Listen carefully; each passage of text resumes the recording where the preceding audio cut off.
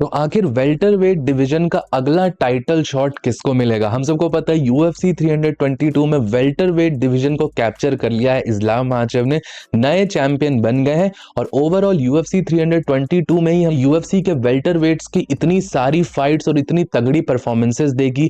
Carlos प्राटेस, Michael Morales दोनों young upcoming fighters हैं, इन्होंने ब्रूटल नॉकआउट्स निकाले हैं। साथ ही साथ अगले हफ्ते होने वाला है Ian Garry versus Belal Muhammad की फाइट। फिर कमारू उस्मान भी यहाँ पर फ्रंट लाइन पे बैठे थे यूएफसी 322 के, उनको भी एक कंटेंडर माना जा रहा है। तो आप समझ सकते हो कि एक क्लस्टर ऑफ अपोनेंट्स यहाँ पर अवेलेबल है इस्लाम माचेव के लिए। तो अगला टाइटल शॉट किसको मिल सकता है, किस तरीके से पॉसिबिलिटीज हो सकती है, और हर कंटेंडर के साथ अगर इस्लाम की फाइट होती है तो वो फाइट किस तरीके से जाएगी, इस वीडियो के अंदर हम डिस्कस करेंगे। लेकिन उससे पहले आपसे वीडियो को लाइक कर देना, चैनल को सब्सक्राइब कर देना यूएफसी कॉम्बैट स्पोर्ट्स का ऐसा ही कंटेंट हिंदी में एंजॉय करने के लिए। तो भाई इस्लाम के साथ नेक्स्ट किसकी फाइट होगी, नेक्स्ट कंटेंडर कौन बन के आएगा, उसकी पिक्चर मुझे ऐसा लगता है ज्यादा क्लियर तब होगी जब अगले हफ्ते यहां पर यूएफसी कतर इवेंट खत्म होगा। अगर आप सबको नहीं पता तो अगले संडे यहां पर यूएफसी कतर इवेंट होने वाला है, जिसके अंदर एक वेल्टरवेट डिवीजन की बहुत बड़ी फाइट होने वाली है। वो फाइट होगी फॉर्मर चैंपियन बिलाल मोहम्मद और यूएफसी के one of the most rising contender welterweight division से इयान गैरी के बीच में। इयान गैरी और बिलाल मोहम्मद की फाइट होने वाली है, और इस फाइट में जो जीतेगा ऐसा कहा जा रहा है वो नेक्स्ट पोटेंशियल कंटेंडर भी बन सकता है यहाँ पर वेल्टरवेट डिवीजन के अंदर। और इसके बाद ही यहाँ पर पिक्चर क्लियर होगी कि किसके अगेंस्ट इस्लाम की फाइट होने वाली है। अब भाई नेक्स्ट टाइटल शॉट किसको मिलेगा वो एक और फैक्टर पे बहुत ज्यादा डिपेंड करता है, और वो फैक्टर है कि इस्लाम कितना एक्टिव रहने वाले हैं एज अ वेल्टरवेट चैंपियन। अब मुझे ऐसा लगता है कि इस्लाम ज्यादा फाइट्स नहीं करने वाले हैं वेल्टरवेट डिवीजन में, वो शायद एक या दो टाइटल डिफेंसेस ही और करेंगे। बट इस्लाम ने यहाँ पे पोस्ट फाइट प्रेस कॉन्फ्रेंस में ये बोला है कि वो एक बहुत एक्टिव चैंपियन रहने वाला है और अपनी बेल्ट को बहुत बार डिफेंड करने वाले हैं, क्योंकि वेल्टरवेट डिवीजन में उनके लिए फाइट करना इजी है, ज्यादा लंबा वेट कट नहीं करना पड़ता, तो वो बहुत ज्यादा इस वेट डिवीजन में एंजॉय करेंगे फाइट करने को, ऐसा उनका कहना है। तो अगर ये चीज पॉसिबल है, वो एक एक्टिव चैंपियन रहने वाला है जो हर 3 या 4 महीने पे फाइट करने वाला है, तो उस तरीके से फिर मल्टीपल टाइटल शॉट्स दिए जा सकते हैं। भाइयों अगर मैं यूएफसी का मैच मेकर होता हूं तो मुझे लगता है कि इस तरीके से वेल्टरवेट डिवीजन के कंटेंडर्स को यहाँ पर पिकआउट किया जा सकता है। अब डायरेक्ट टाइटल शॉट आप इस टाइम पे देखोगे कंटेंडर्स बहुत सारे हैं, बट डायरेक्ट टाइटल शॉट पूरी तरीके से किसी का भी जस्टिफाई नहीं हो रहा, कार्लोस प्राटेस का भी नहीं हो रहा, यहाँ पे माइकल मोरालेस या कमारू उस्मान किसी का भी डायरेक्ट टाइटल शॉट जस्टिफाई नहीं हो रहा। तो मैं यहाँ पर क्या करूंगा, अगर मैं यूएफसी मैच मेकर होता हूँ, मैं यहाँ पे कार्लोस प्राटेस माइकल मोरालेस की फाइट बना सकता हूँ। फिर यहाँ पर जो अगले हफ्ते होने वाला है Ian Garry versus Belal Muhammad, उसका जो विनर होगा उसकी कमारू उस्मान से फाइट करा सकता हूँ। और इन दोनों में से जो दो कंटेंडर्स निकल के आ सकते हैं, इनको आपस में फाइट करा सकते हैं, या इनकी लाइन बाय लाइन, अगर इस्लाम मल्टीपल टाइम्स एक्टिव रहने वाले हैं, मल्टीपल टाइम्स यहाँ पर बेल्ट डिफेंड करने वाले हैं, तो इन दोनों की फिर लाइन बाय लाइन यहाँ पर जो भी सबसे रिसेंटली अवेलेबल होगा उसकी इस्लाम के साथ फाइट कराई जा सकती है। भाइयों मैंने देखा है कि यूएफसी 322 के बाद आप सबका बहुत ज्यादा क्वेश्चन रह रहा था कि अगर माइकल मोरालेस की फाइट होती है इस्लाम के साथ तो किस तरीके से जाएगी, क्या कार्लोस प्राटेस हरा सकता है। तो एक एक करके मैं आप सबको बताता हूँ कि बेसिकली इनके साथ इस्लाम की फाइट होती है तो किस तरीके से जा सकती है, जो कि मेरा ओपिनियन है। बट मैं आगे आपको बताता हूँ कि एक फाइट में किसी को भी आप काउंट आउट नहीं कर सकते हो पूरी तरीके से, कौन कब कौन सा शॉट मार दे, स्पेशली मोरालेस और प्राटेस जैसे स्ट्राइकर्स को तो कभी भी काउंट आउट नहीं कर सकते। बट देखिए भाइयों मुझे ऐसा लगता है इवन दो ये दोनों बहुत ज्यादा यंग फाइटर्स हैं और इनके पास बहुत ज्यादा पोटेंशियल है, अगर इस टाइम पे इनकी इस्लाम के साथ फाइट होती है और जैसी परफॉर्मेंस हमने इस्लाम की यूएफसी 322 में देखी थी, मुझे ऐसा लगता है कि इस्लाम वो सेम चीज प्राटेस और मोरालेस के साथ भी कर सकता है। दोनों ही यहाँ पर स्ट्राइकिंग बेस्ड फाइटर्स, और इस्लाम ने अपनी रेसलिंग और जो ग्राउंड कंट्रोल दिखाया वो बहुत ज्यादा सुपीरियर रहेगा इनके साथ।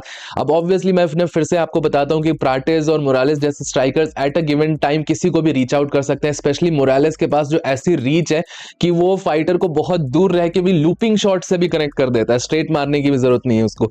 तो आप समझ सकते हो उसके पास रीच का बहुत ज्यादा एडवांटेज है, तो उस तरीके से फाइट हो सकती है। बट वही सेम चीज मुझे पता है भाइयों कि अगर इस्लाम इनको टेक डाउन कर लेगा तो पूरे राउंड नीचे ग्राउंड पे कंट्रोल करके रख सकता है, वापस उठने का इनके पास स्किल नहीं है अभी के हिसाब से। फिर भाइयों बात करें यहाँ पर कमारू उस्मान की, लोग यहाँ पे बहुत ज्यादा बातें कर रहे हैं कि कमारू उस्मान फॉर्मर चैंपियन, उसको टाइटल शॉट मिल सकता है। और मुझे भी पता नहीं, कहीं ना कहीं मुझे ऐसा कॉन्फिडेंस सबसे ज्यादा आउट ऑफ सारे कंटेंडर से, ऑनेस्टली मुझसे पूछोगे तो मुझे कमारू उस्मान से आ रहा है। बहुत लोग मुझे जज करेंगे कि हाँ शायद कमारू उस्मान ओल्ड है, ये क्या बातें कर रहा है, बट पता नहीं क्यों मुझे ऐसा लग रहा है कि कमारू उस्मान एक टफ फाइट पुटअप कर सकता है सारे वेल्टरवेट कंटेंडर्स के अलावा, क्योंकि कमारू उस्मान पे वो रेसलिंग बैकग्राउंड है, उस तरीके का टेक डाउन डिफेंस भी पोजेस करता है।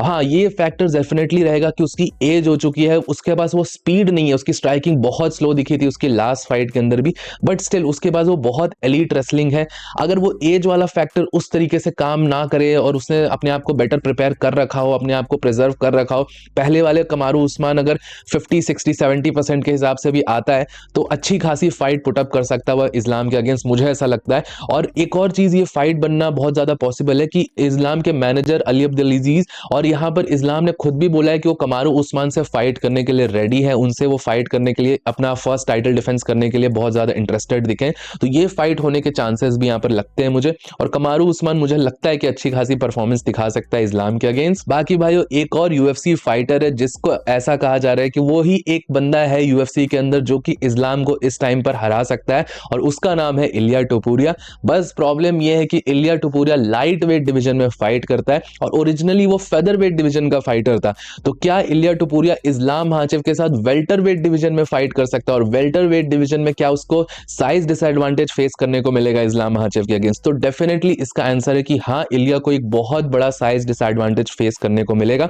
और मुझे ऐसा लगता है कि इलिया टोपुरिया को अगर आप सब सबसे ज्यादा कंसिडर कर रहे हो कि वो इस्लाम को बीट कर सकता है, तो एट अ गुड डे इलिया के पास मुझे ऐसा लगता है कि मैक्स टू मैक्स 30 या 40% चांसेस होंगे इस्लाम माचेव को बीट करने के लिए। और इलिया टोपुरिया के भी जो फैंस होंगे वो ये चीज डिनाई नहीं कर सकते कि जो चीज इस्लाम ने जेडीएम के साथ करी पूरे 5 राउंड्स तक, वो चीज वो इलिया के साथ भी ग्राउंड के अंदर कर सकता है। फाइट अगर ग्राउंड पे गई तो इलिया टोपुरिया को भी कंट्रोल कर सकता है उस तरीके से। But at the same time भाई इलिया टोपुरिया के पास ग्रेको रोमन रेसलिंग का बैकग्राउंड है, वो ग्राउंड पे अच्छा फाइट करता है। अब ऑब्वियसली इलिया टोपुरिया के पास एक फिनोमिनल स्ट्राइकिंग है और उससे भी ज्यादा उसकी फिनोमिनल पंचिंग पावर है, जिस एक्यूरेटली से वो कनेक्ट करता है चिन्स पे, उसके कारण उसकी पावर और ज्यादा एम्पलीफाई होती है। तो डेफिनेटली ये एडवांटेज होगा इलिया टोपुरिया के पास अगर इस्लाम के साथ फाइट होती है।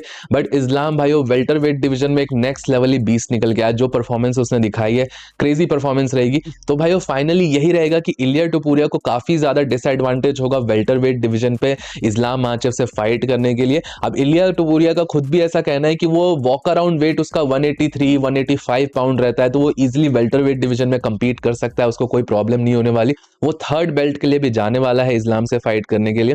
तो ये अपने आप में ही एक सुपर फाइट है भाई। ऑब्वियसली इलिया के फैंस का मानना है कि इलिया टोपुरिया बीट कर सकता है, और कहीं ना कहीं उसके सबसे ज्यादा चांसेस भी है, इस चीज को हम डिनाई नहीं कर सकते। बट जो रिसेंट परफॉर्मेंस आई है यूएफसी 322 में, उसके बाद इलिया के फैंस को भी डेफिनेटली यहाँ पर थोड़ा बहुत क्वेश्चन तो आ रहा होगा। तो आप समझ सकते हो कितना बैलेंस और कितनी ज्यादा क्यूरियोसिटी यहाँ पर निकल के आई है इस्लाम माचेव के डबल चैंपियन बनने के बाद। अब ये फाइट्स में से किस तरीके से फाइट्स जाती है, किस कंटेंडर को यहाँ पे टाइटल शॉट मिलता है, वो देखने वाला होगा। और इस्लाम का first title defence welter weight division में भी स्पेक्टेकुलर होने वाला है।